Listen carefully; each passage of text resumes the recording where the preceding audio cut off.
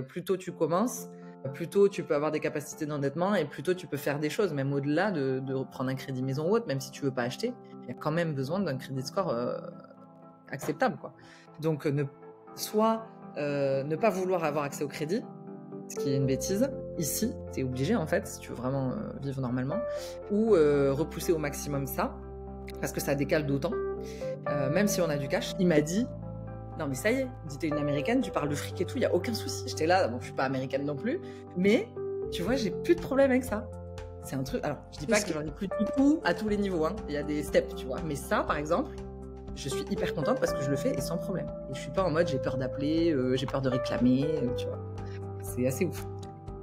Donc quand je dis ça, quand je dis il faut partir avec pour ici au moins 50 000, c'est le minimum. C'est le minimum parce que il faut pouvoir couvrir les 2 voitures quand tu arrives, si tu es dans cette config-là, l'installation, les trucs que tu dois acheter parce que tu dois racheter tout l'électroménager. Il y a des histoires de voltage entre la France et les États-Unis, donc tu peux pas amener ton électroménager français, ou alors il faut acheter des transformateurs et tout ça, puis c'est pas terrible pour les moteurs. Donc il y a plein de choses à considérer. Quand on s'installe dans un nouveau pays, on ne change pas seulement de cadre de vie, on découvre aussi un nouveau regard sur l'argent. Il peut nous aider à évoluer et transformer notre propre rapport à l'argent. Pour parler de ces sujets, aujourd'hui je reçois Sita qui vit aux États-Unis et accompagne celles et ceux qui souhaitent s'y installer. Avant de rentrer dans les questions relatives à l'argent, parle-nous un peu de ton parcours. Comment es-tu arrivée aux États-Unis ? Alors, je vais essayer de rester brève parce que je pourrais en parler des heures et que comme j'ai eu plein de vies avant, ça peut vite prendre du temps. Mais en gros, moi, j'ai un background pro de 15 ans dans le conseil en Europe, donc principalement en France, mais j'ai fait aussi une première expat en Allemagne en 2011 à 2014. Et moi, je bossais pour des grosses boîtes sur tout ce qui est projet de changement. Ma spécialité, c'est ce qu'on appelle la conduite du changement, donc à accompagner les humains qui sont dans un projet à passer du point A au point B sans trop souffrir. En gros, c'est l'objectif. Et ça passe par plein de choses, la communication, la formation, la médiation, le coaching des managers, la sensibilisation, enfin voilà, tout ce qu'il y a autour vraiment de l'humain. Et c'est ça que j'adorais là-dedans. Et puis j'ai fait ça pendant 15 ans et avec plusieurs trucs à côté, 12 ans dans des grosses boîtes. Au bout de à peu près la moitié, je suis devenue aussi manager. Donc j'avais la partie vraiment, on va dire technique où je faisais les projets de conseil et en parallèle, j'avais une équipe de 25 personnes en moyenne à gérer en mode pur manager. Et je gérais aussi des projets par ailleurs qui n'étaient pas du tout dans ma spécialité technique, mais vu que j'avais des gens qui étaient sur ces projets, je gérais les clients qui faisaient ça. Et donc ça, c'était top. Mais quand j'ai eu mon fils, je me suis dit, il me manque un truc. La maternité a un peu retourné mon cerveau, je pense, comme beaucoup de mamans. Ça change tout. Et depuis que j'avais 18 ans, je voulais monter ma boîte. Parce que j'avais été en alternance dans une petite boîte. J'adorais le principe de la polyvalence et tout. Le côté aussi indépendant. Peu de comptes à rendre et tout. Et en fait, ça a fait tilt. Donc, quand mon fils avait 6 mois, j'ai monté une micro-entreprise autour de tout ce qui est aide à l'employabilité, en fait. Aider les gens, tu vois, avoir des CV qui tiennent la route, qui leur permettent d'avoir des entretiens, à être prêts pour les entretiens. Et je faisais ça à la fois pour tout type de public, jeunes, adultes, peu importe, genre reconversion. J'ai aussi fait ça pour des réfugiés politiques dans le cadre d'une asso. Et j'intervenais aussi beaucoup dans les écoles. Pour les aider à ça parce que bon ils sortent ils sont à l'école mais ils connaissent pas encore le monde du travail et donc là-bas j'intervenais, je pilotais des programmes souvent soit je donnais des cours, soit je pilotais des programmes qui étaient hors cours, tu vois, où les élèves venaient sur 3-4 jours et là on les coachait, on les formait, on les aidait à extraire de leur cerveau ce qui leur plaisait, ce qui leur plaisait pas, leurs valeurs, etc. et après à construire en fait toute leur candidature sur base de ça. Ça, j'ai fait ça. Donc j'ai monté ma boîte quand mon fils avait 6 mois, et puis je suis retournée quand même dans la boîte où j'étais salariée parce que je voulais faire les deux. Et puis en fait, au final, j'ai dû quitter cette boîte-là parce que je voulais vraiment me consacrer à mon projet à moi. Et il s'avère que là, les plans que j'avais se sont complètement cassés la figure parce que il y a eu le Covid. Donc j'étais censée avoir cette activité-là dont je te parle, coaching et dans l'employabilité, coaching carrière. Aujourd'hui, c'est un peu plus connu, tu vois. C'est ça que je faisais. Et en fait, je devais rejoindre un collectif d'indépendants qui animait par ailleurs plutôt en entreprise des workshops. Tu vois, c'est quelque chose que j'avais déjà fait quand j'étais salariée. J'adorais ce job. Et là, c'était dans une config un peu différente. Sauf que ça s'est pas fait comme prévu à cause du Covid. Et donc, j'ai eu ma boîte que j'ai essayé de faire survivre pendant 3 ans. Et en fait, j'avais enfin atteint au bout de 3 ans, je t'épargne tous les détails, hein, j'ai fait plein de choses. Donc, j'ai continué mes cours, je me suis remise dans le conseil, mais plus aux petites boîtes. J'ai fait des interventions dans les écoles autres que des cours, je suivais des alternants, j'ai fait plein de choses.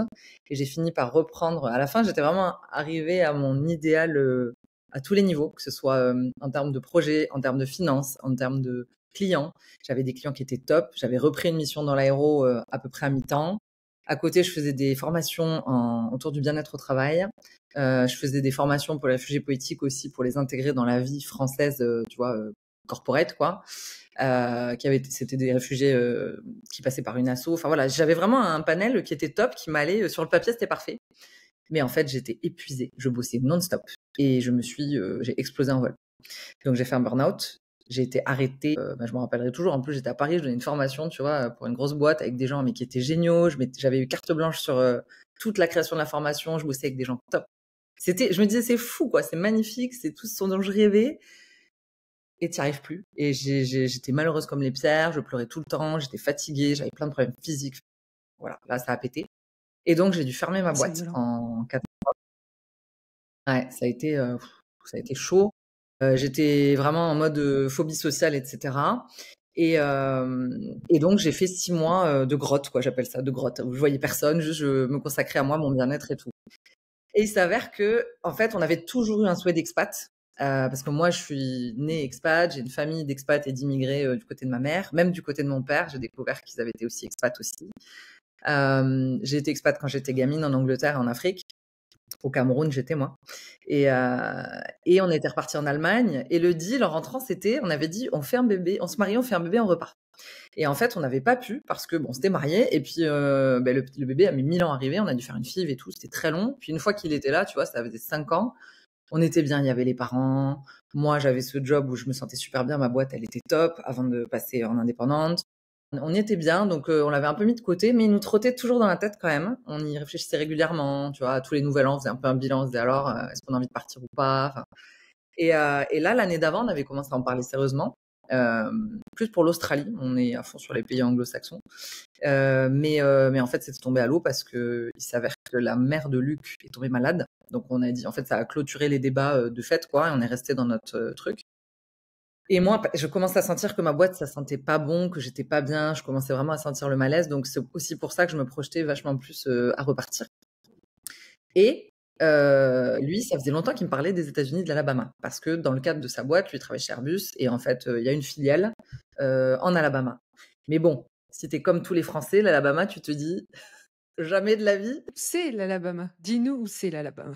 Et dans le sud-est des États-Unis, en fait, nous, on est là où on est, c'est vraiment à 30 minutes de la Floride, donc c'est vraiment pas loin de la Floride et des plages sublimes que j'ai jamais vues de ma vie. Et pourtant, j'ai voyagé. Hein. Mais quand tu ne sais pas ça, quand en Alabama, tu penses, alors à la limite, le bon côté, c'est genre Forrest Gump, et puis l'autre côté, c'est trou du cul du monde, Amérique profonde, tout le monde dit que c'est des rednecks, la traduction en français, c'est les bouseux. Tu vois, c'est un peu la réputation, malheureusement, qu'ont les ch'tis en France, tu vois, et je m'en rends compte même pour les Américains. Quand tu dis que tu es dans l'Alabama, le côté aussi très, très religieux, tu vois, c'est la Bible Belt. Enfin, voilà, il y a plein de choses qui ne m'attiraient pas du tout.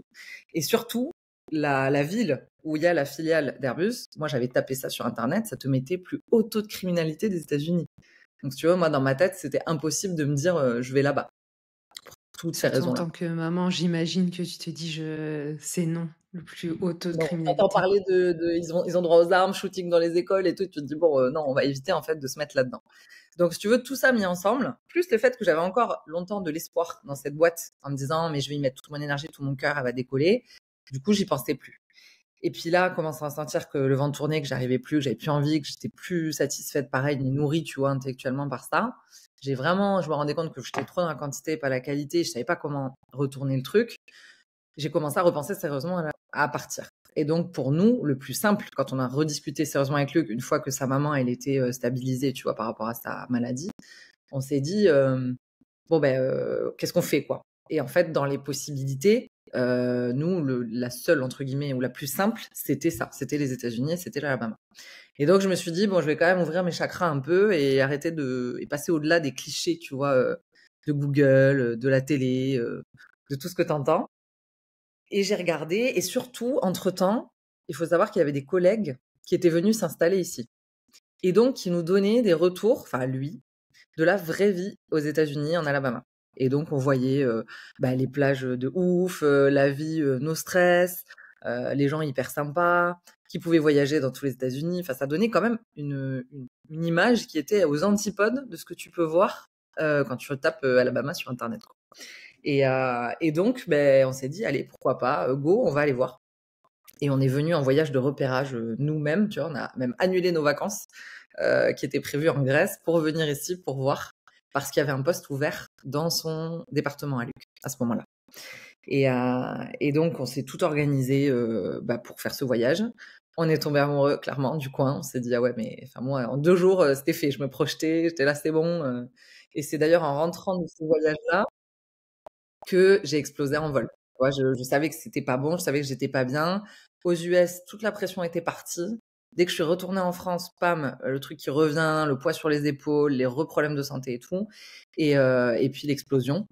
Et dans ma tête, j'avais plus de lumière au bout du tunnel à part ça. Tu vois. Du coup, c'était comme une évidence en fait pour toi. T'arrives aux États-Unis, tu Ouais. visites l'Alabama et tu te dis c'est bon, c'est ici, il faut être. Je veux vivre là. Ah ouais, c'était ça, c'était évident. Et ce qui a été dur, c'est qu'au retour, en fait, on attendait une réponse pour son poste. Et au retour, en fait, on apprend que finalement, c'est pas possible. En tout cas, pas tout de suite. Pas comme c'était envisagé.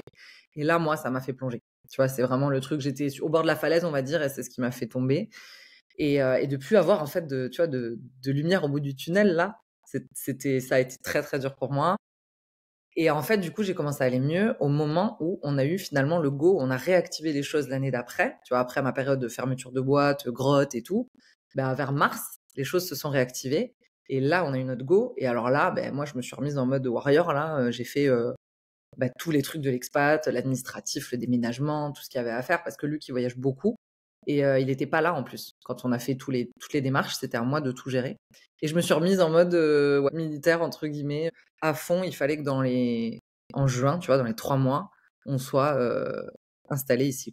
Et quand tu prépares ton départ et que tu dois tout organiser, déménagement, etc., au niveau du budget, comment ça se passe à ce moment-là? Ou qu'est-ce que tu conseilles à tes clients quand ils arrivent aux États-Unis? Quel budget il faut prévoir quand on emménage?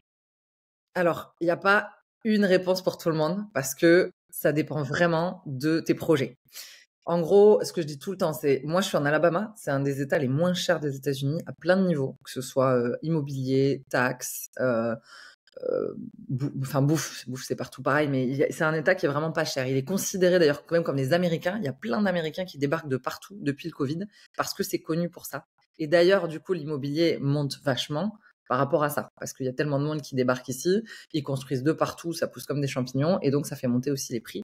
Et d'ailleurs, le marché de la loc est très tendu. On n'a pas galéré, mais ça a été pas évident de trouver une maison. Et les gens qui viennent ici, c'est pas évident non plus. Déjà, premier truc, ça dépend où vous allez aux États-Unis. Beaucoup de Français qui veulent venir aux États-Unis, ils veulent souvent venir dans les coins qu'ils connaissent. Donc, typiquement, c'est toujours Floride, Californie, New York. Il y en a un peu qui veulent aller au Texas, mais c'est plutôt les États connus à l'étranger.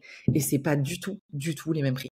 Donc nous, en fait, moi, ce que je dis, nous, on est parti entre la prime que proposait Airbus d'installation, qui représentait entre 25 et 30 000 dollars. Et nous, en fait, on a doublé cette somme-là et on avait ça de côté. Enfin, Luc, hein, on va en parler après, mais c'est lui qui avait des sous de côté pour pouvoir s'installer sereinement.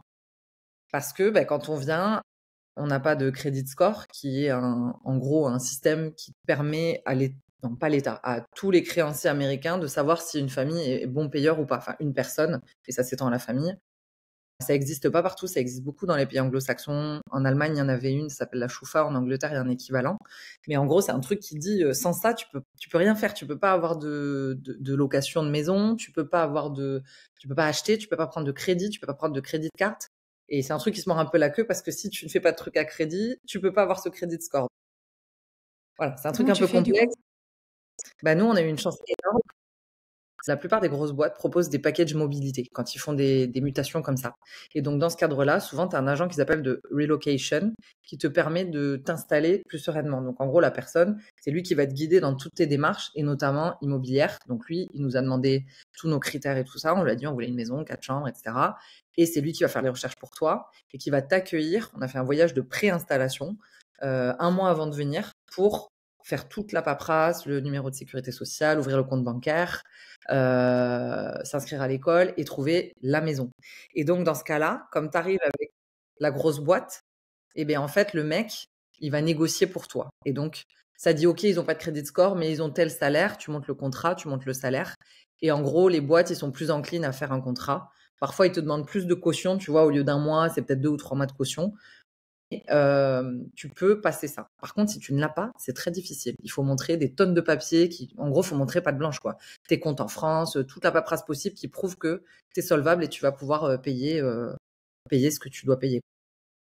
Et est-ce que tu peux utiliser ce genre d'agent de relocation si tu passes pas par une grosse boîte? Si moi, demain, j'arrive en solo aux États-Unis, par exemple, est-ce que je peux en contacter un et l'utiliser pour m'aider dans ces papiers? Alors, je pense qu'ils le feraient. Je pense que eux, en gros, c'est business is business aux US, hein. Donc, je pense que tu leur proposes un truc, ils sont en mesure de le faire, ils le feront. Par contre, ça va être à toi de le financer. Et je pense que c'est pas donné. Mais les boîtes, elles payent un certain forfait et ce sera sûrement pas le même forfait quand tu es indépendant. Par contre, ce que tu peux faire, c'est prendre un realtor qui est l'équivalent d'un agent immobilier avec un périmètre un peu plus large qu'en France. Et lui, charge à lui de négocier le truc. Mais il faut que derrière, il ait aussi des billes à donner, quoi. Il faut qu'il y ait soit Ouais, des garanties. un business plan si tu viens investir ou principalement, en général, ce qu'il faut, c'est des sommes en cash. C'est ce que je dis. Quand tu arrives, souvent aux États-Unis, tu peux pas marcher. Donc, tu es obligé d'avoir 2 bagnoles. Si tu es une famille, par exemple, qu'il y en a un qui bosse, l'autre qui amène les enfants à l'école, etc. C'est souvent la config au début. Donc, déjà, 2 bagnoles à acheter. Nous, on s'était dit, on a rigolé avec mon père parce qu'il m'a dit, moi, je me rappelle de l'époque où tu achetais pour 1000 balles une voiture ici. En fait, c'est pas possible. Là, tu vois, on s'était dit, à la base, on s'était dit, on va mettre 20 000 dans les voitures et on va mettre genre 12 000 dans une et 8 000 dans l'autre. En se disant, on prendra des voitures de base et tout. Au début, on va pas. Mais non, mais en fait, c'est impossible. Tu as des rognes et je pense qu'avec ça, tu passes le pas de la porte, le moteur, il te lâche, quoi. Alors peut-être j'exagère, mais en fait, ici, il n'y a pas de contrôle technique dans notre état. Donc, si tu veux, une fois que tu as acheté un truc, si c'est une rogne et si le truc, il te lâche, eh ben, c'est pour ta pomme. Et puis, tu vas pas dépenser des sous pour attaquer le gars, tu vois, quand tu es dans notre situation. Donc finalement, on a mis beaucoup plus. Tu vois, ma bagnole, on l'a acheté 18 000 balles et celle de Luc dans les 30 000. Mais tout ça avec des crédits, tu vois, pour aussi aider à faire monter le credit score. Mais du coup, d'un truc à 20 000, on est passé à 50 000, tu vois. Alors que c'était pas du tout prévu comme ça. Mais en fait, on s'est rendu compte que c'était la réalité des choses. Donc quand je dis ça, quand je dis il faut partir avec, pour ici, au moins 50 000, c'est le minimum. C'est le minimum parce que il faut pouvoir couvrir les 2 voitures quand tu arrives, si tu es dans cette config-là, l'installation, les trucs que tu dois acheter parce que tu dois racheter tout l'électroménager. Il y a des histoires de voltage entre la France et les États-Unis, donc tu peux pas amener ton électroménager français. Ou alors, faut acheter des transformateurs et tout ça, puis c'est pas terrible pour les moteurs. Donc, il y a plein de choses à considérer. Mais moi, je dis en dessous de 50 000, c'est très compliqué de bien gérer une installation. Il y en a qui l'ont fait, hein. Et Mais ça, je pense. si t'as un emploi déjà sur place, parce que j'imagine Ah qu'il oui. y a aussi des gens qui arrivent et qui se disent, en fait, est-ce que c'est possible d'arriver aux États-Unis, de dire, je vais venir, je vais voir? Non, c'est pas possible. Donc, cette Non, non, c'est ce que configuration, j'allais de dire. toute façon, n'existe pas. Aux États-Unis, il faut soit avoir déjà un emploi, donc dans notre cas, tu vois, un transfert d'une boîte étrangère, française ou pas, ou alors il faut avoir un visa. Alors tout dépend de ta situation. Il y a plus de 180 visas qui existent en tout. Il y a plein de cas différents. Ça peut être par la famille, ça peut être par le boulot. Enfin, il y a plein de cas. Mais quand tu viens aux États-Unis de base sans être marié ou avoir un rapprochement familial ou autre, sans avoir gagné à la loterie des visas, je parle, il faut un boulot. Donc c'est soit un boulot pour lequel on t'envoie, soit un boulot pour lequel on te recrute sur place. Il y a des entreprises américaines qui recrutent des personnels étrangers, notamment sur les sujets où ils sont en pénurie. Tu vois, il y a des métiers où ils sont en pénurie. Typiquement, en ce moment, on parle de la tech, les chauffeurs routiers, la restauration, l'hôtellerie. Tout ça, par exemple, c'est des métiers dans lesquels ils recrutent des étrangers et notamment des Français. Parce que tu vois, la hôtellerie-restauration, typiquement, c'est un des trucs sur lesquels on est assez fort. Et donc, il y a des entreprises qui vont sponsoriser des étrangers pour le faire. Mais pour ça, ils doivent prouver à l'immigration américaine que en faisant ça, ils piquent pas le job d'un Américain, tu vois, en recrutant ces gens-là et qu'ils n'auraient pas pu recruter un Américain pour faire ça. Donc, il y a des process d'immigration qui sont très lourds et les boîtes doivent payer des visas. Et donc, c'est pour ça que c'est pas évident de venir comme ça. Enfin, on peut pas venir comme ça. Et tu peux pas venir en mode, je prends un ESTA, là, qui est le visa touriste qui dure 3 mois max, et je vais trouver du boulot ou je vais bosser. C'est totalement interdit. Et si tu fais ça, j'ai des questions tous les jours là-dessus. Et ben, tu peux carrément te faire bannir du sol américain pour, je sais plus quelle durée, mais tu peux même te faire bannir à vie si tu fais vraiment de la merde. Donc, faut faire attention. On peut pas venir comme ça et se dire, je trouverai un job là-bas. Il faut l'avoir avant.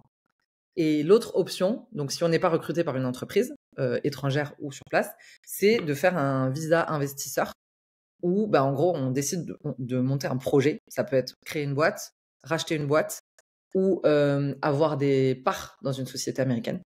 Et dans ce cas-là, c'est un truc quand même costaud. Il faut s'entourer de gens qui connaissent, d'avocats spécialisés en immigration dans ce visa-là, de brokers qui vont t'aider à trouver des locaux si tu as quelque chose avec une vente physique, de brokers aussi potentiellement si tu veux racheter une boîte, des gens qui sont en contact avec des entreprises américaines qui veulent se revendre ou des franchiseurs qui cherchent des franchisés, tu vois. Où il y a tout un truc à mettre en place et il faut un business plan hyper costaud, hyper solide parce que les Américains, pour pouvoir t'accorder ce visa, ils veulent que il y a des règles strictes que je connais pas moi, hein, je suis pas spécialiste de ce truc-là, mais qui disent qu'au moins tu dois embaucher, il me semble, 2 Américains assez rapidement. Donc ça veut dire qu'il faut des fonds pour ta boîte, pour les salaires, pour toi aussi personnellement. Ils vérifient que personnellement tu viens pas sans rien. Donc ça, c'est encore plus énorme, quoi. Il y a des gens qui parlent de 100 000 balles. Souvent, hein, le mythe qu'on entend beaucoup, c'est pour ce visa-là, qui est celui dont je parle, c'est le E2, il faut venir avec 100 000 dollars. Mais en fait, 100 000 dollars, c'est un mythe parce que ça peut être comment dire? Enfin, c'est pas le truc qui est obligatoire, 100 000 dollars, mais en réalité, il faut beaucoup plus. Parce qu'ils comptent, par exemple, en moyenne, ce qu'ils disent, tu vois, les avocats, c'est qu'il faut compter par personne de la famille, juste pour la partie perso, hein, 25 000 dollars par an. Donc déjà, si tu pars à 3, 4, 5, tu vois, ça t'arrive vite à 100 000 dollars. Et en plus de ça, il te faut l'invest pour ton business. Donc 100 000, ça peut être juste un levier qui va permettre de lever des fonds, enfin de faire les bases pour lever des fonds ou emprunter. Mais 100 000, ça suffit pas, quoi. Même si tu as un business où tu n'as pas de stock, etc., etc. Quand j'en parle avec des gens qui sont là-dedans, ils me disent non, mais c'est une utopie, en fait, 100 000. Et ils disent il faut un montant qui soit réaliste, en cohérence avec ton projet. Et donc, il y en a qui disent oui, mais moi, j'ai pas de stock et tout. Non, mais d'accord, mais tu as quand même une famille à faire vivre, hein. Potentiellement, au début, tu feras pas de chiffres, donc c'est de l'invest. Enfin, voilà, c'est un énorme projet, ça. Et donc, ça, c'est les biais pour venir ici, hors je te disais regroupement familial ou études ou échange ou fille au père ou des trucs comme ça. Voilà. Les personnes que tu accompagnes, quelles sont les plus grandes difficultés qu'elles rencontrent? Parce qu'on a compris, elles ont un travail, donc en théorie, ça devrait bien se passer quand on arrive sur place. Elles auront leur visa. C'est quoi les autres difficultés qu'elles rencontrent? Alors, il y a beaucoup de barrières, j'ai envie de dire, il y a beaucoup de barrières personnelles. Parce que souvent on se dit, le premier truc qui revient, c'est la langue. Et moi, ça me hérisse un peu parce que pour moi, la langue, c'est vraiment le truc sur lequel tu as une marge de manœuvre. C'est une compétence, ça s'apprend. Aujourd'hui, il existe des tonnes de ressources en ligne, en présentiel, peu importe, qui permettent de le faire. En plus, il y a plein de choses en anglais, je veux dire, ne serait-ce que juste dans ton quotidien, mettre les sous-titres de tes séries en anglais, des choses comme ça. C'est tout bête, mais ça peut te faire progresser.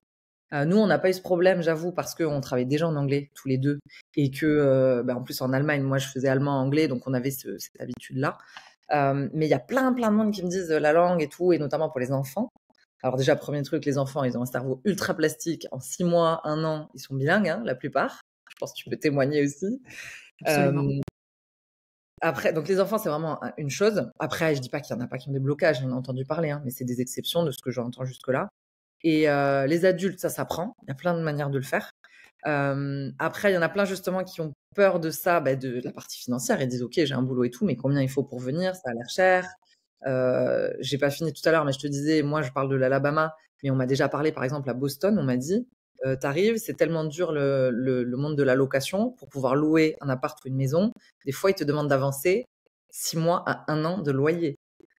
Tu t'imagines, sachant que C'est là-bas, des énorme. loyers, ça va vite. Nous, on paye 2 000 $ de loyer à peu près, 2050.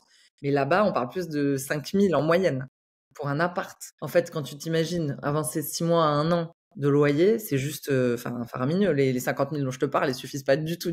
Il y a beaucoup de gens qui ont peur de ça et ils ont raison parce qu'en vrai, la vie coûte très cher ici, pas que sur l'immobilier. Je parle de l'immobilier, je parle la bouffe.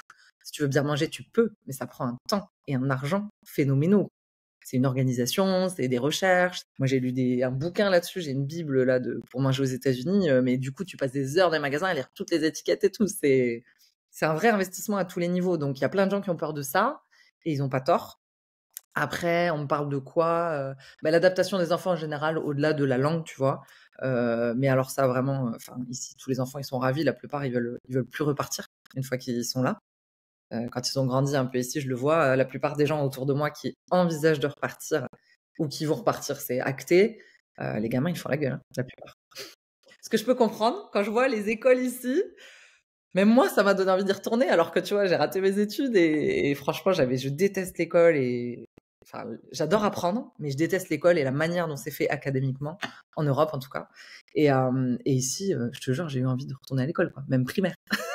Donc, Est-ce que tu veux expliquer un petit peu c'est quoi la différence entre le système scolaire français et le système scolaire américain? attention, juste sur le côté français, je peux pas témoigner énormément parce que mon fils était dans le privé. Donc, je peux pas te dire sur le public de ma propre expérience. Par contre, je vois bien, j'avais des copines, il y avait des gens autour de nous. Moi, je l'ai vécu, il y a très longtemps, donc c'est plus très représentatif, mais je pense qu'il y a des choses qui n'ont pas changé. Je vais te parler du système américain et je pense que les gens vont faire le lien avec le système français très rapidement. Enfin, le lien ou la différence. En fait, ici, l'école, il y a un truc, moi, qui m'a surprise. Donc, c'est hyper bien organisé. Tu vas rencontrer la maîtresse une semaine avant la rentrée. Elle te fait la réunion parents-prof où elle explique un peu son projet pédagogique, comment elle fonctionne, elle te présente sa famille, enfin, pas en vrai, mais en photo. Enfin, voilà, c'est un truc hyper cool où elle t'explique tout. Et là, elle nous a dit un truc qui m'a choquée, et dans le bon sens, elle m'a dit, moi, j'ai un objectif cette année. C'est que les enfants aiment l'école. Et après, le reste, apprendre, lire, écrire, tout ça, vous inquiétez pas, ça va marcher, compter et tout, ils le feront. Mais moi, mon but numéro 1, et que je vais poursuivre toute l'année, c'est qu'ils aiment l'école. Et rien que ça, en fait, pour moi, c'est représentatif de toute la manière dont ça fonctionne ici. Alors, encore une fois, je parle pour mon école, mon comté, mon coin. Je dis pas que c'est tous pareil partout dans tous les États-Unis. J'ai eu des feedbacks comme quoi dans certains coins, c'est pas terrible non plus. Mais en tout cas, moi, ce que j'ai expérimenté dans mon coin ici, et ce qu'on me dit aussi, les parents d'enfants ici me disent tous pareil, les profs, le système est vachement à l'écoute en fait des enfants et de l'individualité. Ils ont par exemple là, chez nous, la norme c'est 14 élèves pour un teacher. Donc tu vois, un institut pour 14 élèves, c'est juste dingue. Quand tu vois qu'en France, on est à 25, 30, des fois plus, c'est incroyable. Donc ça déjà, c'est énorme, ça fait une grosse différence. Ils sont beaucoup mieux payés et considérés. C'est vraiment, voilà, quand tu es teacher ici, c'est pas: «Ah merde, je vais devoir, faire un métier passion et du coup renoncer à, potentiellement de l'argent et tout». Ils sont beaucoup mieux considérés et donc tu sens qu'ils adorent leur taf. Alors je dis pas que en France, ils aiment pas, hein, pas du tout. Mais en fait, le problème, je pense, auquel sont confrontés beaucoup d'instituts et j'en parle avec pas mal aussi sur mon compte, c'est que, en fait, ils sont passionnés, mais ils ont pas les moyens. On les aide pas, on leur donne pas ce qu'il faut, que ce soit en termes de locaux, de matos, de budget pour faire des trucs. Ils doivent se démerder. Je me rappelle avoir fait un vide-grenier avec une copine et il y avait une maîtresse qui venait acheter des trucs pour ses élèves. Et moi, j'étais sidérée. Je me suis dit, mais c'est à elle de gérer ça, tu vois. Elle disait qu'elle avait rien.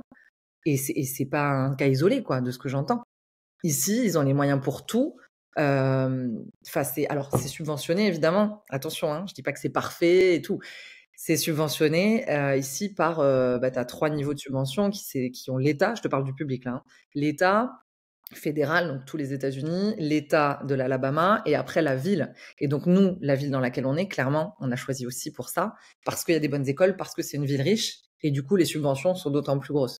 Donc forcément, c'est lié aussi à l'argent et donc à la taxe foncière en gros que les gens payent autour. Donc plus il y a d'argent, plus l'école entre guillemets est bien. Donc il y a quand même un côté un peu élitiste. Mais ce qui est bien, c'est que dans les critères de notation des écoles, parce qu'il y a des notes, nous on regarde là-dessus pour choisir une école et donc un quartier, il y a aussi des critères de diversité. Donc c'est pas non plus que de l'entre-soi. Et nous typiquement notre école, tu vois, elle est à 6 sur 10 parce que ils disent que la diversité est pas assez grande. Après moi j'y étais, j'ai trouvé que ça avait l'air quand même c'est assez divers et je trouve ça bien. Mais par contre, les profs adorent leur taf, on leur donne les moyens. Ils font tout, tu sais, comme les Américains, tout à fond et tout. Donc l'école, c'est la rentrée, c'est la fête. Il y avait des ballons partout, de la musique. Tout est fait pour qu'ils aiment ça en fait. Il y a des événements tout le temps. Tous les vendredis, ils ont ce qu'ils appellent un special snack. Alors bon, ils se bourrent de sucre, mais ils sont contents. Ils ont leur special snack. Ils vont aller manger leurs donuts, leur machin. Ils ont du sport tous les jours. Ils ont... tu vois, et ça, moi, je te parle de ça, il est en maternelle, en grande maternelle. Donc, c'est assez tôt. C'est d'ailleurs la première année, en général, où beaucoup de parents mettent leurs enfants à l'école. Parce qu'ici, elle n'est pas obligatoire avant 6 ans. Donc, en fait, c'est un peu comme en Allemagne, ceux qui connaissent, par exemple, il y a des daycare, des kindergarten, tu as des trucs. Dans certaines villes, tu as des écoles. Et nous, on a de la chance parce que du coup, c'est public et donc pas payant. Mais dans d'autres, je dis attention, quand vous avez des enfants en bas âge, il y a des endroits où il n'y a pas d'école publique. Il faut les mettre dans des sortes de garderies. Et ça, c'est privé et payant. Donc, il y a cet aspect-là aussi à prendre en compte. Mais ouais, voilà, tu vois, ils aiment leur taf, on leur donne les moyens. Tout est fait pour que les enfants aiment. Même les parents, tu vois, il y a des balles, il y a plein de trucs, tu vois, comme font les Américains, tout un peu en grand. Et donc, j'ai l'impression que ça permet quand même que l'école soit vue comme un truc cool plutôt qu'une contrainte. Chez toi quand tu parles des États-Unis. Et d'ailleurs, tu as acheté une maison. Ouais, je suis beaucoup plus en phase avec la mentalité d'ici. En fait, moi, je réalise que j'aurais dû naître américaine. Enfin, j'exagère, mais je le voyais bien quand j'étais en vacances. Tu vois, je me suis toujours mieux sentie à l'étranger. L'Allemagne m'allait beaucoup mieux aussi que la France dans le mode de vie, le mode de pensée. Et c'est un peu à mi-chemin, je trouve, entre la France et les États-Unis. Donc voilà, j'ai senti que déjà j'étais mieux. Et maintenant qu'on est là, mais ouais, c'est pour ça qu'on achète une maison alors que ça fait même pas, tu vois, ça fait 8 mois qu'on est là. Hein. C'est Donc rapide ouais. comme décision. Alors raconte-nous un petit peu le processus d'achat de ta maison. Comment ça s'est passé? Est-ce que c'était facile pour un étranger d'acheter une maison aux États-Unis? Alors bizarrement, oui. Hallucinant pour nous. Alors on savait déjà quand tu arrives et que tu sais que tu dois payer 2000 balles de loyer, si tu veux, vite, quand toi t'es propriétaire. En France, du coup, on avait une maison que Luc avait construite. Ben, ça fait mal en fait. Tu te dis waouh, ça va piquer. Et encore 2000 balles, c'est pas très cher. Hein. Les loyers moyens ici, ils sont plus à 2005. Donc tu dis, foutre 25 000 balles en l'air par an, ça fait un peu chier. Donc on s'est dit, bah, si ça nous plaît, on achètera rapidement. Et sachant que de toute façon, l'immobilier fait que monter, même si on devait repartir, en soi, tu commences à gagner de l'equity à partir de 2 ans, c'est ce qu'ils disent ici. Et donc tu peux revendre et faire une plus-value. Et il y a moins de taxes sur la plus-value. Donc, on s'est dit, de toute façon, si ça nous plaît, on achètera. Donc, nous, notre deal, c'était au bout d'1 an, parce qu'on a un loyer d'1 an. Enfin, un contrat de bail d'1 an. Et moi, pour connaître un peu, j'ai commencé très tôt à visiter, à me balader. J'adore marcher, donc je visite les quartiers, etc. Je regardais, j'ai déjà sélectionné 4 quartiers qui nous plaisaient. Et on s'est dit, voilà, on commence à regarder. J'avais même commencé à visiter très tôt, tu vois, au bout de 4-5 mois, mais juste pour voir, comprendre le process, me familiariser avec le marché, commencer à rencontrer des gens là-dedans.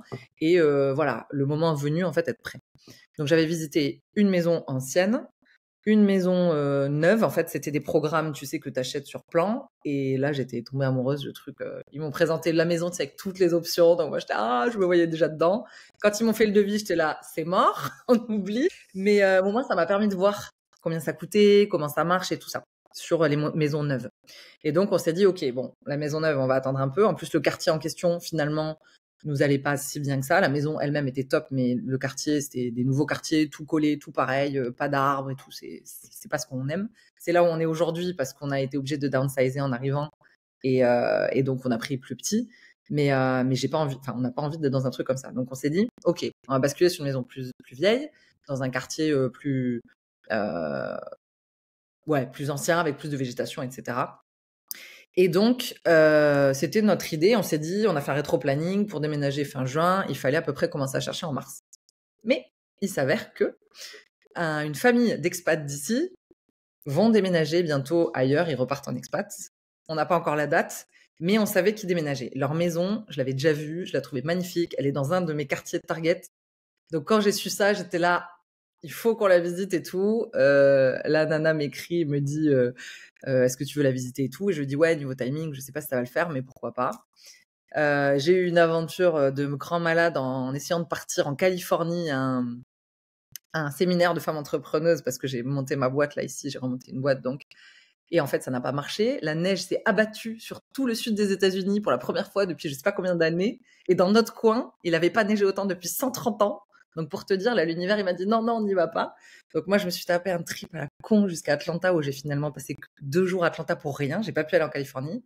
Tout ça pour me faire revenir une fois que les routes étaient un peu dégelées et tout, après avoir passé une nuit en mode clochard à l'aéroport. Enfin, vraiment, ça a été dur. Hein. Ça a été une expérience que je souhaite à personne, mais qui m'a permis de réfléchir à plein de trucs et surtout qui nous a permis de revenir à temps pour voir la maison. Parce que cette fameuse maison allait été mise en vente au moment où je suis partie. Et le dimanche, tu vois, je suis rentrée le vendredi, on l'a visité le samedi. On s'est positionné le samedi soir parce qu'on était à fond. Elle nous plaisait vraiment. On s'est dit, si tout va vite. Et donc, le dimanche, ils avaient une open house. Donc, open house, tu as plein de monde qui vient et potentiellement, tu as des offres. Et donc, je suis très heureuse qu'on ait fait ça parce que sinon, elle nous serait passée sous le nez, cette maison. Et donc, une fois qu'on a fait ça, nous, on n'a pas fait le process normal. Le process normal, c'est tu te fais préapprouver, ils appellent ça. Donc, en gros, tu vérifies que tu as une capacité d'endettement avec le salaire que tu as et tu te fais préapprouver pour un certain montant. Ensuite, une fois que tu as ce papier qui dit ils sont sérieux. Et ton fameux credit score dont tu nous parlais tout à l'heure. Le credit score. Le credit score va conditionner ta capacité à emprunter. Donc, ça va conditionner ton taux, notamment, d'emprunt. Et là, typiquement, on est à 7%, tu vois, aujourd'hui, ce qui est quand même pas donné, mais en même temps, voilà, c'est comme ça, il n'y a pas le choix. Donc, nous, ils nous ont calculé ça. Donc, on s'est fait préapprouver. Il nous a dit, vous avez droit, là, dans ce cas-là, c'était 475 000, tu vois, la maison. Donc, on a dit, voilà, on a droit à tant, on peut l'avoir, et ça serait à 7% et dans tel type de conditions et tout. Et avec ça, tu vas visiter des maisons. Normalement, c'est dans l'autre sens. Et du coup, ça montre que tu es sérieux, que tu n'es pas là en touriste. Donc nous, on a fait dans l'autre sens.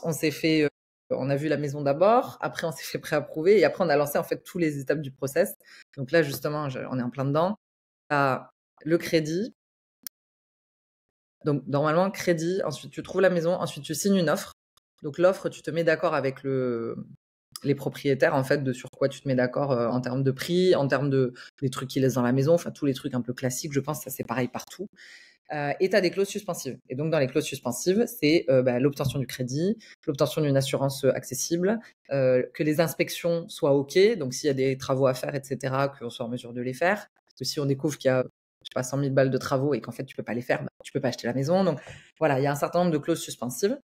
Donc, une fois que tu as signé, tu t'astreins à faire sauter ces clauses une par une. Donc, nous, on a fait sauter le crédit, c'est bon, on l'a. Après l'inspection, on a fait la home inspection. Donc, c'est une sorte de mec qui vient, une sorte de contrôleur qualité des maisons qui vient et qui vérifie tout et qui te fait un rapport et qui dit, OK, ça est à refaire, ça est à refaire, ça est à refaire. Et nous, typiquement, là, on a découvert que le toit était d'origine, donc avait 23 ans et qu'on ne peut pas être assuré dessus comme ça. Donc, il faut le refaire. Et donc, ça, par exemple, cette clause, elle a sauté. Donc, nous, finalement, ce qu'on a fait, c'est qu'au lieu de l'acheter au prix, on est revenu en mode négo avec les propriétaires et on leur a dit, nous, on veut bien prendre en charge une partie des travaux, mais pas tout, sachant qu'au global, il y avait genre 50 000 à faire. Et donc, on s'est accordé sur que chacun prenne la moitié. Donc, on a réussi à faire baisser, tu vois, de 20 000. C'est un peu moins de 50, donc on a réussi à faire baisser. Donc, au final, la maison, on va la payer 455 000, sachant que quand on va rentrer dedans, on va devoir refaire le toit direct. Parce que là, je suis en train de me battre avec les assurances qui veulent pas nous assurer en l'état. Donc là, je suis en plein là-dedans. Réussir à trouver une assurance qui soit OK pour nous prendre en charge malgré ça ou trouver une manière de refaire le toit avant qu'ils partent. Enfin, voilà, il y a une histoire à gérer là-dessus. Et une fois que ça, c'est fait, et bien après, tu peux, entre guillemets, t'attends juste ce qu'ils appellent le closing. Donc, c'est l'étape finale où là, en fait, le transfert de propriété est fait et tu peux déménager. Et nous, dans notre cas, ça va être plus long parce qu'en fait, on s'est mis d'accord. Le deal, c'est qu'on attende leur date de départ. Et tous ceux qui ont fait une expat avec une grosse boîte le savent. Les dates de départ, tu les as pas tout de suite. Tout arrive au compte-gouttes, c'est long, c'est compliqué. Donc, nous, le but, c'était de bloquer la maison. Eux, c'était de la vendre. Maintenant, on est OK là-dessus, tout est bon. Donc, on a du temps pour tout régler. Et on emménagera quand ils partiront, donc d'ici 2-3 mois. Par contre, en temps normal, tu pourrais, si tu as tout, un closing, ça se fait en un mois. Entre le moment où tu valides la maison et le moment où tu emménages, ils m'ont dit la moyenne, c'est un mois. Et si tu payes en cash, ça peut même mettre 15 jours. Parce qu'il n'y a pas d'histoire de banque et tout ça. Donc, c'est hyper rapide. Hyper rapide. Donc, dans les différences que tu as vues pour l'instant, le financement, le système de financement est un peu similaire à celui du français parce qu'il faut quand même avoir tous les papiers, montrer que tu pourras rembourser ton prêt. L'assurance, je sais pas si c'est la même chose. Mais par contre, à la rapidité de signature des contrats, c'est quand même une sacrée surprise, non? Est-ce que tu as vu d'autres choses qui t'ont étonné? Pour le crédit, il y a une différence, c'est qu'en fait, alors je sais pas si c'est pour tout le monde pareil, mais nous, on a eu affaire à un courtier Et en fait, tu n'as même pas affaire à la banque. C'est que le courtier qui gère ça. Et même après, de ce que j'ai compris, c'est pas une banque qui va te donner une préapprobation, c'est un courtier. C'est lui qui prend la responsabilité de dire oui, ils peuvent emprunter à ce prix-là. Et du coup, de ce que j'ai compris, même après, c'est pas du style tu dois changer tous tes comptes parce que tu as pris le crédit dans telle banque, comme c'était le cas par exemple en France. Après, tout passe par le courtier. Et un autre truc qui est important, c'est que quand ils te donnent un prix de crédit, nous par exemple, on va payer dans les 3400 balles par mois, tu vois, par rapport à l'offre actuelle. Tu as tout dedans, c'est-à-dire que tu as le crédit, l'assurance du crédit, une assurance spéciale, nous... non, pardon, l'assurance du crédit, en fait, on a pris une assurance spéciale parce qu'on n'apporte que 5%. Et en apport, tu vois, on n'avait pas les... Idéalement, en fait, ici, il faut apporter 20%. Et si tu apportes 20%, ça te permet de renoncer à cette assurance de crédit. Donc ça, c'est top, mais nous, on peut pas. Donc on a dit, on met 5%, du coup, on paye. Donc dans le crédit, il y a le crédit, l'assurance du crédit, l'assurance de la maison, donc en fait, qui est provisionnée, en fait, tous les mois par ton courtier et qui le redistribue ensuite à l'assurance, et les taxes, donc ta taxe foncière. Donc en gros, dans ton crédit, tu as tout dedans et tu n'as rien à prévoir en plus, à part tes utilities, les trucs normaux, tu sais, l'eau, tout ce que tu payes déjà dans une location.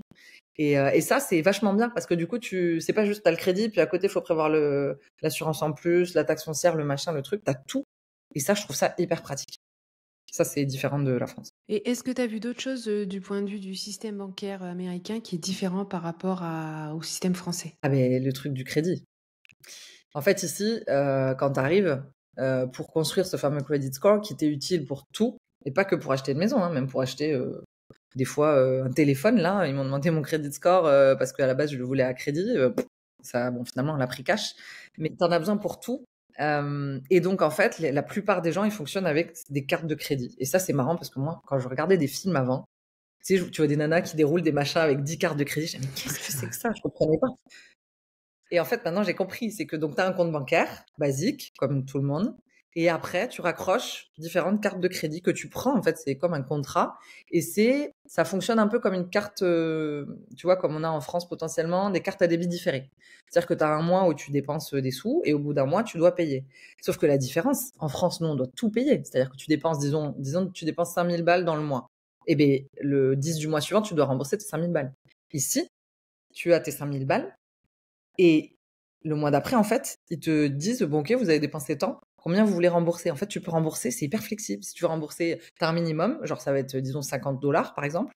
Mais après, tu peux rembourser tout. Nous, voilà, je me suis beaucoup formée là-dessus et tout. J'ai regardé comment ça marchait.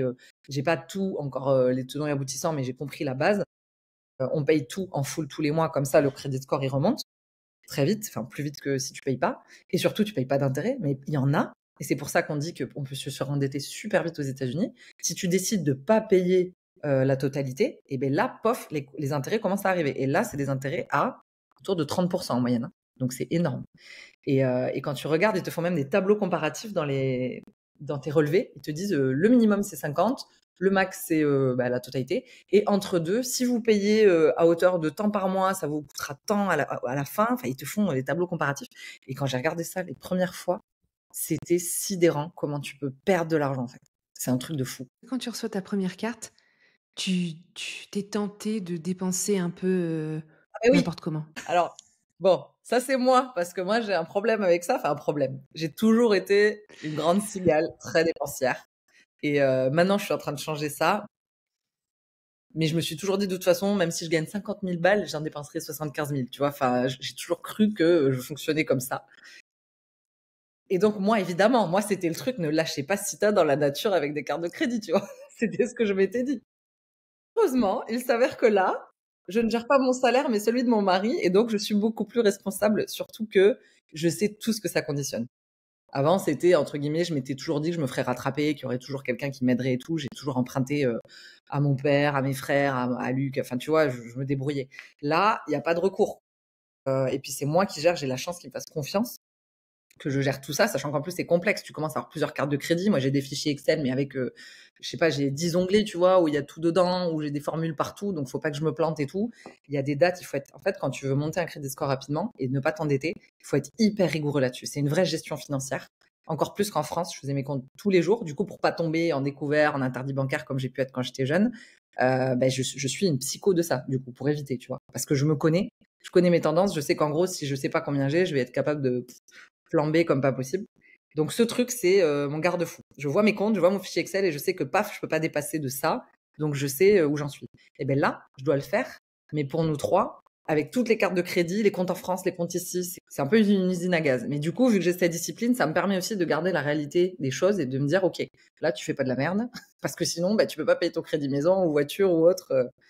Et en fait, c'est cette, liberté potentielle qui fait que tu as commencé à te contrôler? Parce que tu dis que tu as changé, qu'est-ce qui a vraiment déclenché ça? C'est cette fameuse carte de crédit où on te dit: «Tu peux faire tout ce que Non, tu veux»? non, non, c'est pas ça. Non, c'est le fait que, bah, si tu veux, je pense que tout mon cheminement, moi, j'ai eu une enfance assez difficile, même si mes parents ont fait de leur mieux, ça a été très compliqué. J'étais toujours dans une recherche, tu vois, de reconnaissance extérieure. Et j'étais compulsive dans plein de choses que je faisais. Et donc, bah, j'avais toujours besoin d'acheter, en fait. D'acheter pour combler un truc que j'avais pas, que je trouvais pas dans ma vie, tu vois, naturellement. Donc, toute ma vie, j'ai été comme ça.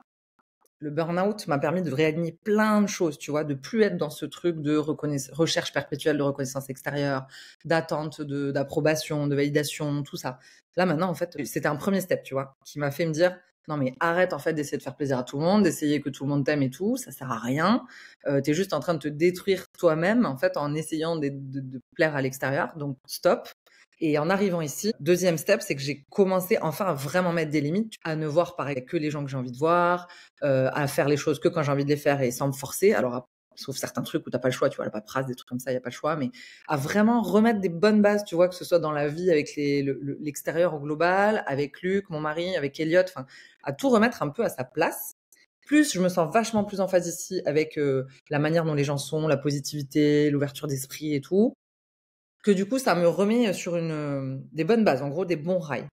Et en plus de ça, ici, ils ont pas de tabou avec l'argent. Et puis en fait, de toute façon, ici, c'est simple, tu sors, tu dois payer. Toujours. Enfin, tout est payant, tout coûte cher et tout. Donc, en fait, ça me met face aussi à un monde où finalement l'argent est beaucoup moins tabou, même s'il l'est un peu pour certains. En tout cas, beaucoup moins qu'en France. Et tout ça mis ensemble, le fait de, entre guillemets, ne plus vouloir faire de compromis sur ma valeur, sur la valeur de mon travail, de mon temps, du temps que je consacre aux gens et tout. Et aussi le fait qu'on est ici, qu'on a besoin d'argent et que maintenant, bah, c'est entre guillemets, je vais plus le nier. Toute ma vie, j'avais une sorte de complexe, tu vois, à me dire non, mais alors je travaille, mais c'est pas pour gagner de l'argent, c'est pour m'éclater. Puis l'argent, il va suivre. Et puis, tu vois, j'avais jamais osé demander une augmentation pour que je me fasse vraiment augmenter à la hauteur de ce que je valais. Et il a fallu que je fonde dans l'arbre dans un déjeuner avec une collègue. Enfin, tu vois, alors que, enfin, c'est juste fou. J'arrivais pas à vraiment. Tu vois, avant, quand je parlais d'argent, j'étais toujours dans une position de la petite fille en fait qui va demander à son papa de lui donner de l'argent parce qu'elle a tout dépensé, qu'elle a fait de la merde. J'ai eu toute ma vie ça. Et d'ailleurs, c'est arrivé plein de fois où je devais appeler mon père en mode papa aide-moi machin. Et là, j'ai dit stop, c'est fini, je pars, c'est fini, j'arrête ça. Et en fait, tout mis ensemble, je te dis le burn-out, le déménagement, le fait que je doive gérer l'argent de Luc, qu'il me fasse confiance pour ça, qu'on ait énormément de frais différents de la France.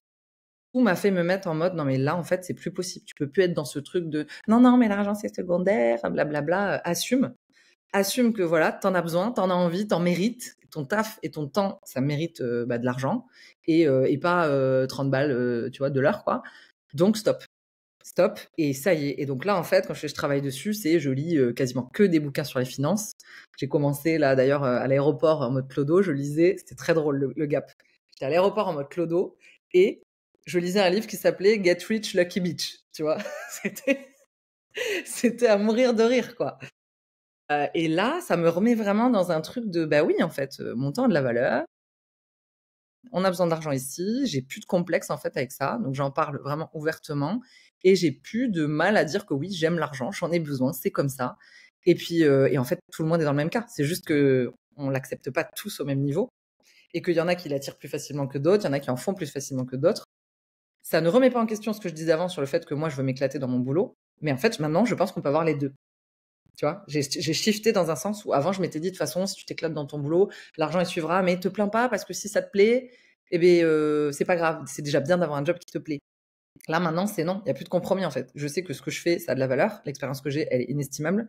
Ce que je partage avec les gens, je le fais tu vois de tout mon cœur et vraiment j'y mets tout ce que je peux pour les aider. En plus je kiffe tu vois les aider à réaliser leur. Bah ouais ça coûte un prix en temps, en argent, c'est pas que en argent en plus, c'est ce que je dis aux gens. Hein. C'est du temps, c'est de l'argent, mais c'est aussi du temps à consacrer, et de l'investissement, de la motivation. Donc ça a de la valeur et j'ai pas honte en fait de dire que ça coûte de l'argent et que ça coûte pas, comme je te dis, 30 balles.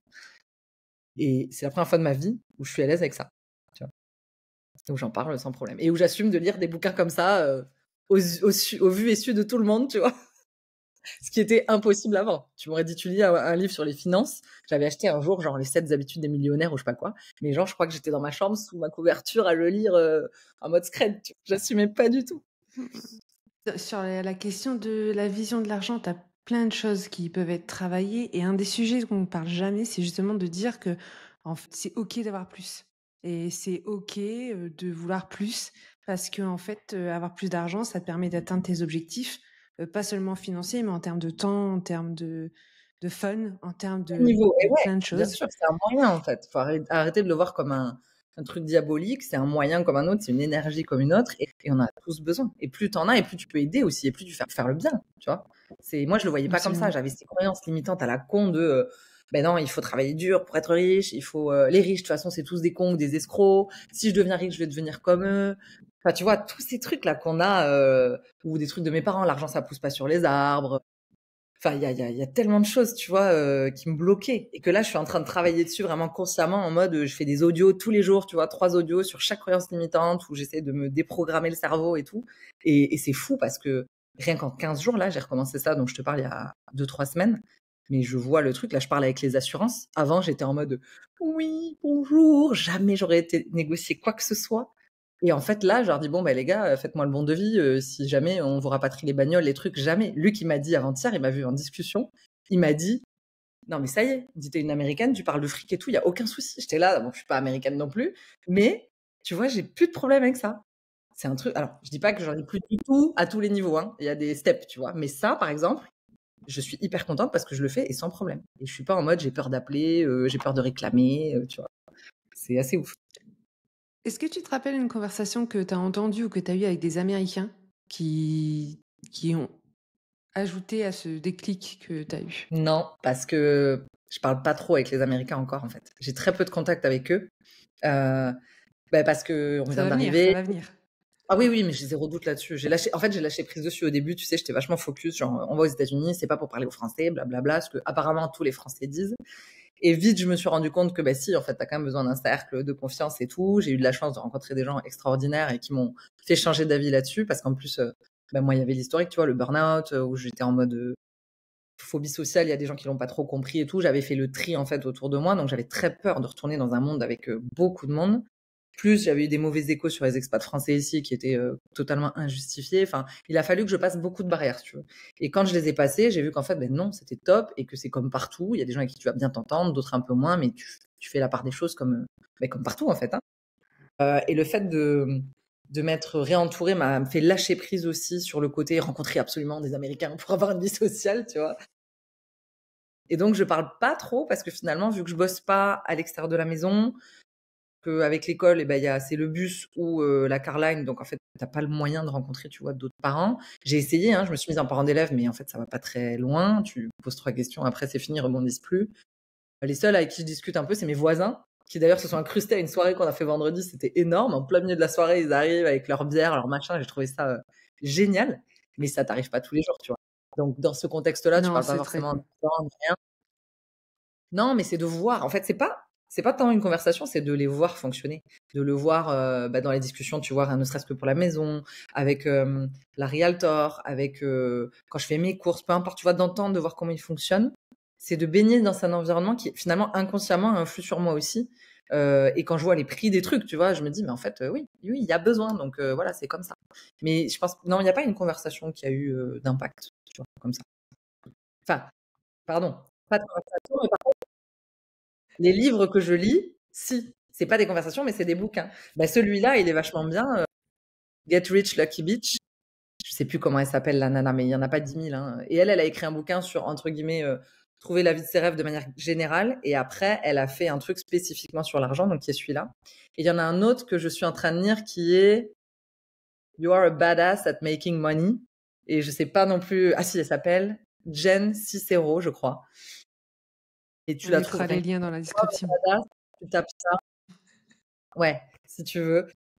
Ah, pareil, elle a écrit aussi un bouquin plus général sur comment être une badass et atteindre les objectifs de sa vie et tout. Et après, elle a sorti le bouquin spécifique sur l'argent. Donc en fait, c'est marrant, ces deux-là, elles ont eu le même truc. Et donc, elles se recommandent les unes les autres. Et j'ai une liste encore de, je sais pas combien de bouquins à lire là-dessus. Mais pour l'instant, c'est deux-là que j'ai lus. ultra motivant. En plus, tu sais, le ton américain, comme ils savent bien le faire et tout, entre guillemets, bouge-toi le cul, vas-y, go get it, girl, tu vois. Et ça me fait du bien aussi. Moi, lire des trucs comme ça, c'est ultra motivant, en fait. Donc ouais, ça oui, ils sont top ces bouquins. Du coup, comment tu pourrais comparer la façon dont on voit l'argent aux États-Unis et la façon dont on voit l'argent en France? Alors bon, comme je parle pas à beaucoup d'Américains, mon retour il va être biaisé, mais en tout cas, je vais te donner ma perception aujourd'hui. En France, j'ai vraiment l'impression que les gens riches, c'est mauvais. Tu vois, en fait, toutes les croyances limitantes que j'avais en France, qui ont été inculquées par, je dis mes parents, mais c'est pas de leur faute, c'est un truc inconscient qui descend les générations. Et je pense que c'est sociétal, qu'en France, voilà, quand tu commences à avoir de l'argent, faut pas trop le montrer parce que c'est vulgaire, faut pas en parler, c'est tabou. Il y a vraiment un truc autour de l'argent, un gros nuage noir. Tu vois, j'ai l'impression que c'est pas possible de parler de ça. Alors qu'en vrai, et c'est hyper hypocrite en fait, finalement, je trouve ça super faux cul parce qu'en vrai, on en a tous besoin. Tu vois, ce que je vis aujourd'hui, et ben en fait, je le vivais en France. C'est juste que je n'assumais pas tout ça. Et ici, alors je peux pas dire que c'est pas tabou parce que eux-mêmes, les Américains, j'entends qu'ils disent que c'est tabou. Mais en fait, leur niveau de tabouitude, elle a rien à voir avec la nôtre. Tu vois, désolé, j'invente des mots. Ça, je fais ça souvent. C'est un truc de fou. Ils vont dire que c'est tabou, mais en fait, ils vont quand même en parler, avoir pas de complexe avec ça. En fait, c'est ça. J'ai vraiment une impression qu'en France, on est complexé par ce sujet. Et ici, ils n'ont pas de complexe. Et comme plein d'autres trucs, en fait, tu vois, c'est pas que l'argent. C'est en France, on va pas assumer certaines choses qu'on va vouloir faire pleinement. Je te donne un exemple tout con, mais moi, j'adore Noël, tu vois. Noël, c'est genre mon kiff. Et genre, tous les ans, je mettais mon sapin, genre, le plus tôt possible. Genre, fin novembre, tu vois, j'ai mon sapin. Et tu sens bien que les gens disent, ah, mais tu vas pas mettre ton sapin là, blablabla. Tu vois, les regards, les machins, les trucs, les petites critiques en mode blague, mais tu sens qu'il y a un fond derrière. Ici, alors, c'est un peu tôt peut-être, tu vois, mais chacun fait ce qu'il veut. À partir d'octobre-novembre, dès qu'Halloween est passé, même avant, ils commencent à mettre des sapins partout, il y a des décos de Noël partout. Moi, je suis fan, tu vois. Ils font tout en grand et ils ont pas de complexe. Ils font leurs fêtes, ils font les carnavals, ils font tout, ils adorent, ils font à fond. Et ben, l'argent, c'est pareil, en fait. Les gars enfin voilà, ils sont pas complexés, ils assument quand ils en ont, ils ont tous. Alors, il y a beaucoup de show-off aussi, justement, des gars qui sont là en mode, on va montrer, donc on va avoir une grande maison, une belle voiture, machin. Quand c'est dans un aspect comme ça, bon, je dis pas que c'est sain. Maintenant, c'est comme ça qu'il fonctionne. Chacun fait ce qu'il veut, tu vois. Moi, je suis arrivée à un stade où je suis pas dans le truc de montrer. C'est surtout que je sais que voilà, j'ai envie d'un confort de vie. J'ai envie d'avoir une grande et belle maison dans laquelle je me sens bien, où je peux recevoir des gens. Et voilà. Et ça, maintenant, je l'assume, tu vois. C'est pas dans un mode bling bling entre guillemets où tu veux juste montrer. C'est un truc où moi, j'ai compris qu'en fait, on a besoin d'un confort de vie et que ça passe par ça. Et eux, je pense qu'il y a les deux. Je pense qu'en fonction des gens à qui tu parles, il y en a, ça va être le confort et il y en a, ça va être le confort et le show-off. Et il y en a, peut-être, ça va être aussi juste le show-off. Mais ils ont pas, en fait, ils sont décomplexés de tout, tu vois. Et l'argent fait partie du truc. C'est comme ça que je le vois, moi. Et si on repart sur la question des expatriés français qui arrivent aux États-Unis, est-ce qu'il y a des erreurs financières qu'ils font en particulier et quels seraient les conseils que tu aurais à leur donner? Alors, la première, ça va revenir sur ce qu'on disait tout à l'heure, c'est ne pas venir avec de l'argent de côté. Compter, par exemple, uniquement sur les primes des entreprises. Parce que je pense que ça suffit pas. Ils vont vraiment galérer. J'ai l'exemple d'un couple là dont la nana a décidé de pas prendre de voiture parce que c'était pas accessible et en fait elle est bloquée pour tout. Donc c'est quand même ça te bloque pour moi un biais d'épanouissement dans l'expat. Pour moi l'expat, le but c'est de bien la vivre. Si tu dois la vivre en mode survie ou se retenir tout le temps de tout, autant rester là où t'es et vivre bien. Pour moi il y a vraiment un enjeu aussi là-dessus. Le deuxième truc, c'est agir en bon français et ne pas vouloir faire de crédit. Parce qu'en fait, si tu le fais pas, en gros, ou de pousser le plus tard possible le moment où tu commences à avoir des crédits de carte, de faire des crédits et tout. Parce que du coup, en fait, tu vois, comme je t'expliquais, plus tôt tu commences, plus tôt tu peux avoir des capacités d'endettement et plus tôt tu peux faire des choses, même au-delà de reprendre un crédit maison ou autre, même si tu veux pas acheter, il y a quand même besoin d'un crédit score acceptable, quoi. Donc, soit ne pas vouloir avoir accès au crédit, ce qui est une bêtise. Ici, tu es obligé, en fait, si tu veux vraiment vivre normalement, ou repousser au maximum ça, parce que ça décale d'autant, même si on a du cash. Et faire aussi, entre guillemets, en bon français, ne pas vouloir sous-traiter les choses. Parce que, alors, il y a deux aspects dans ce que je dis. Le premier, c'est que c'est vrai qu'aux États-Unis, c'est pas évident de sous-traiter des choses parce qu'il y a beaucoup de problématiques de qualité. Tout, voilà, typiquement, je sais pas, un artisan, ils font pas forcément très bien le taf et tout, donc il faut bien sélectionner. Il y a vraiment une partie sélection, mais j'ai envie de dire comme partout, ça, c'est pas que aux États-Unis. Mais le français, il a tendance à vouloir tout faire tout seul. Parce que ça va lui coûter moins cher, parce que X ou Y, il a plus confiance en lui-même, etc. Sauf que non, en fait, ici, il y a tellement de choses qu'on maîtrise pas. Et typiquement, là, moi, j'ai l'exemple pour l'achat immobilier.